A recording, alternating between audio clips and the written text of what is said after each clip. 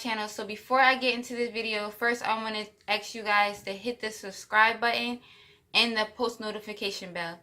And now let's get into the video.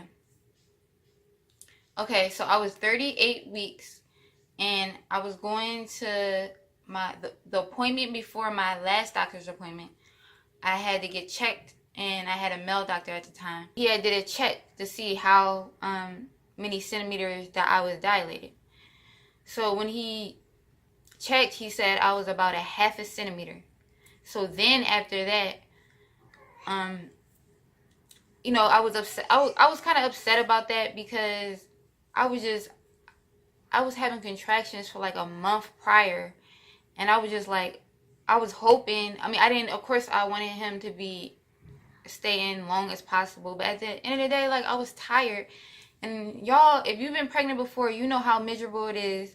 Like, the last few months of pregnancy, or the last few weeks of pregnancy is like the worst, more than anything.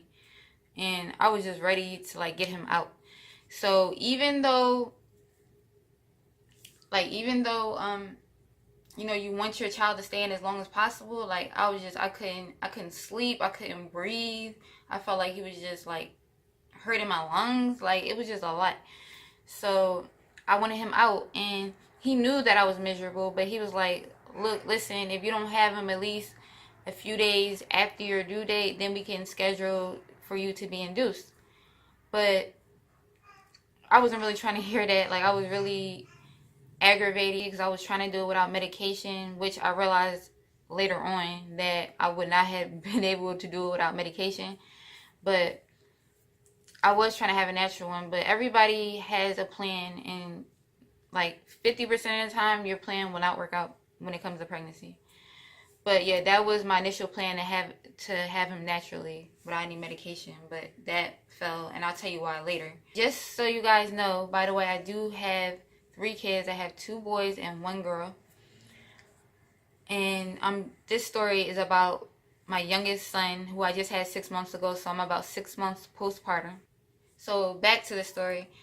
Because I went to my 38-week appointment, then around 39 weeks, when I went to my 39-week appointment, I had a female. So she was just like, I mean, I feel like she was trying to help me out, but at the same time, I feel like she was just like rush and go. Like, she was just trying to get the appointment over with. So she checked me out, and she said, you're like 1.5 centimeters dilated. So I thought I made some progression, because she said I'm 1.5 centimeters. And I just kept, like I said, having cramping, and, you know, it felt like I was having contractions. And she was like, you're just 1.5 centimeters dilated.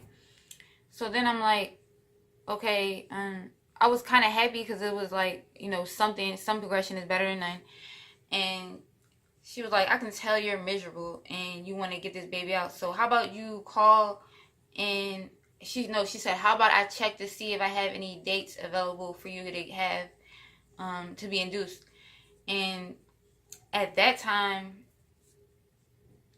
I was only like 39 weeks, like I said, and usually doctors don't ask you that. Like, with my other 2 kids, like, as much as I wanted them out and stuff like that, they would not ask me if I wanted to be induced.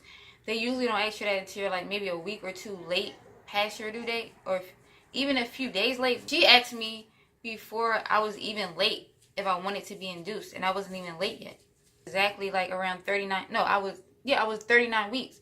And I wasn't late, and she was just like I guess she can tell by my energy and how I felt that I wanted him out, so that's why she offered that.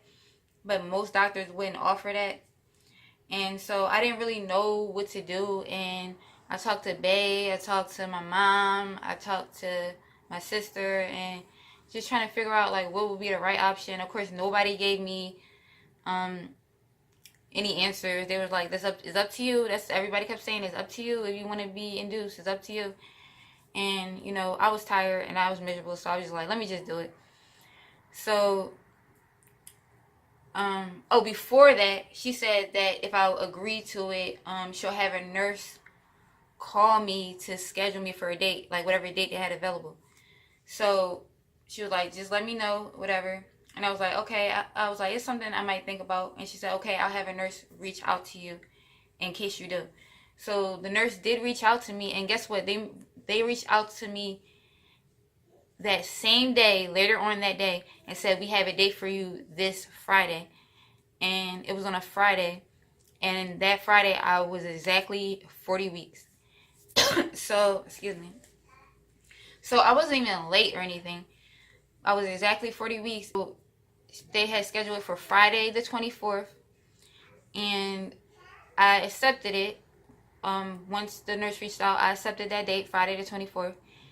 And so Friday the 24th, I went in. Before before you're induced, they'll send you like a list of instructions and everything to follow. And so, like, I had my bags packed. We all had our stuff packed and ready. I had the kids' bags packed to take them to my mom's house and everything like that. After that, we went to the hospital. And that morning when I got up, before we went to the hospital, that morning when I got up, I was having major bad cramps. Like, I was having like horrible contractions. Really, really, really bad contractions. So I felt like I was about to go in anyway if I really wasn't induced. So when I came in, followed the protocol, did everything I had to do that was in the instructions and everything. And like I said, I was having cramping the whole time. I kept telling them that I was having cramping. When I went in, we were in the wrong section, so they had to move us to another section because I don't think we were in labor and delivery. We were like in like the emergency room or something like that, another section, and they had to move us, relocate us to labor and delivery. So after that, we got hooked up to everything, and they hooked me up to everything, gave me the hospital gown, everything like that. They were going to start first they had to hook up the IV, then they were going to start the, what is that medicine called? I'll leave it under here, the name for the medicine. I forgot what it's called, but that medicine they use, and they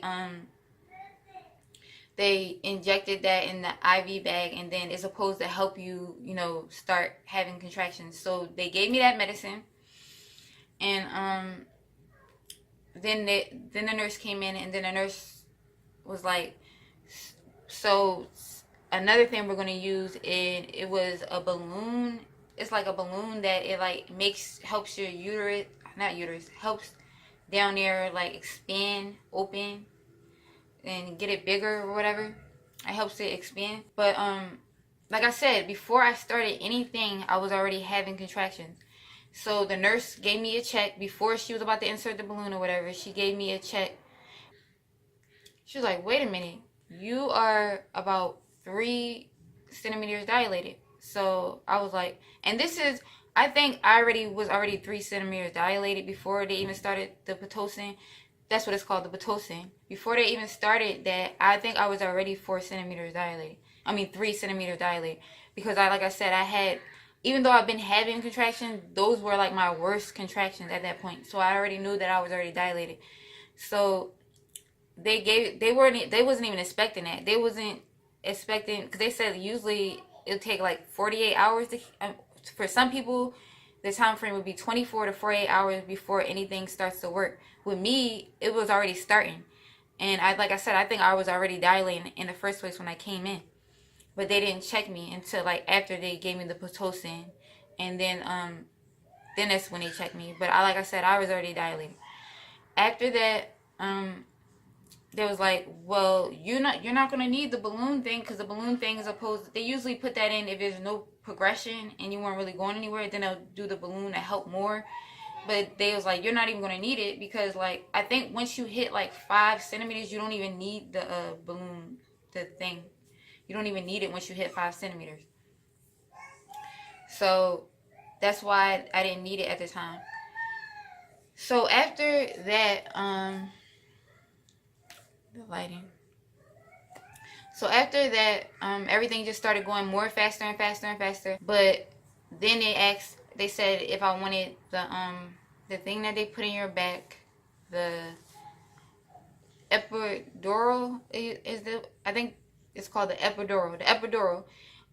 They asked me if I wanted the epidural, and I was trying to at least hold off from that. And you know, even though, like I said, the pregnancy still wasn't that natural because I had medication, I didn't want to get the epidural on my back.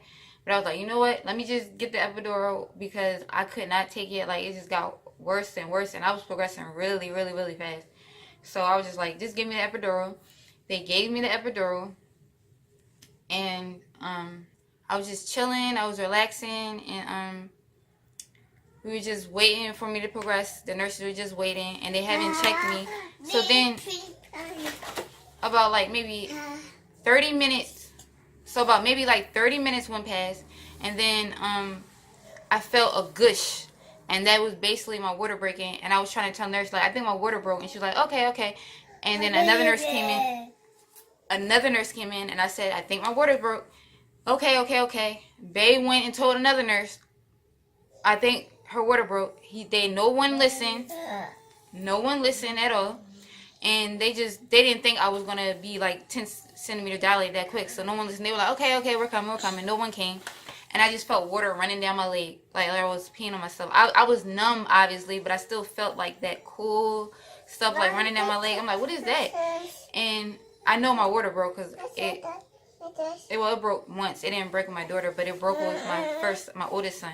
When they give you the epidural, they literally gotta like kick everybody out the room, and you gotta sign a paper and everything like that.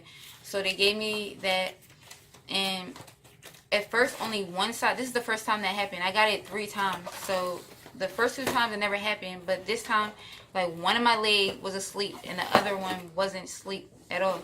And I could feel like everything on that side, but then thank God later on it kicked in everywhere, so I didn't feel any pain.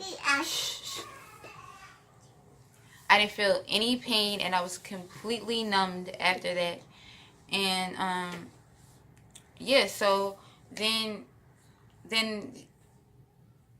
after the guy who gave me my epidural, after he left, the male doctor that I seen previous before he came in, he was like, wow, I didn't think you were going to be progressing that fast and everything like that. And he did a check, and he was like, you're about 7 or 8 centimeters now. And, you know, I'll be back later to get ready because you're going to probably go in today. So I'll be back later. He never came back. So at this point, I wasn't having any pain because I already had that epidural, so I was good. I didn't feel anything. Completely numbed, so I didn't have any more pain. And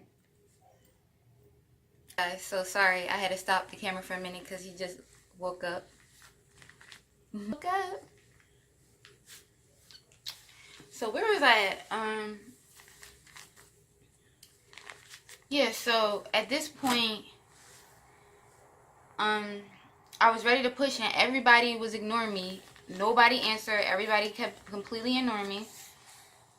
Nobody came in to check on me because I guess they didn't believe I progressed that quick. And the same thing actually happened with my daughter. If you guys want me to do like a story time or something on that, please leave a comment down below and I'll do it. Give the video a thumbs up too and I'll do it. So I progressed fast, and at this point I was 10 centimeters and my water had broke. And so I forgot what happened exactly to where someone finally came because they finally believed us. But I think, and all I remember is the nurse ran in the room, and she was like, and then she did a check, and then she was like, wow, you're 10 centimeters. So she felt the head, and she was like, oh, he's ready to come, because she put her hand up there, and she felt that his head was coming out. And she knew that I was ready to push at this time. The doctor, like I said, the male doctor who was supposed to really deliver him never showed up. He said, I'll come back, and he never came back to check on me or anything. But anyway, the nurse was calling, all the nurses or whatever came in the room. They all rushed in together, and then they were like, okay, we're about to get ready to push. They started putting on the gloves. Everything started like moving fast, and then they was like, okay, it's time to push. So I just gave it about 2 or 3 pushes, and I gave it a little bit more than 2 or 3 pushes. I was pushing for a while, and then they actually let me pause and take a break because I started getting out of breath and I started feeling like dizzy. They was like, okay, you can pause and take a break, but this one has to be a big push because he's down there like he's in the root canal. You gotta push this time. So I took like a mini pause, and then I just pushed, gave it one last big push after I would say 3 or 4, after like 4 or 5 pushes, I would say, and he just came right out. And that was it. And it was like really fast. Everything was fast. But like what's crazy about this story is the fact that I came in there to be induced and I was already going in labor pretty much, because I don't think anybody can really be induced that quick and move that quick.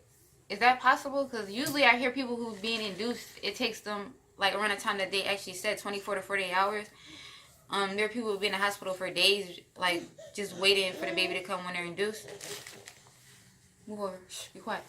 There's people that have been in the hospital for days when, you know, they get induced. So I was like kind of shocked that I actually moved fast. And they were shocked too, because they wasn't expecting it. Because every time I kept saying that I felt like my water broke, or I felt like, you know, it's probably time, they wasn't believing it because nobody came. Like all the doctors, like as we told them, they just kept brushing it off. So it must have been different it must have been weird for them too, that somebody who was getting induced like would really go that quickly into labor. But that was it, you guys. That was the end of my labor and delivery story. I hope I didn't leave anything out, but I think that's all from what I remember. And if you guys like this video, please give it a thumbs up and share this video. And I'll see you guys in my next video. Peace.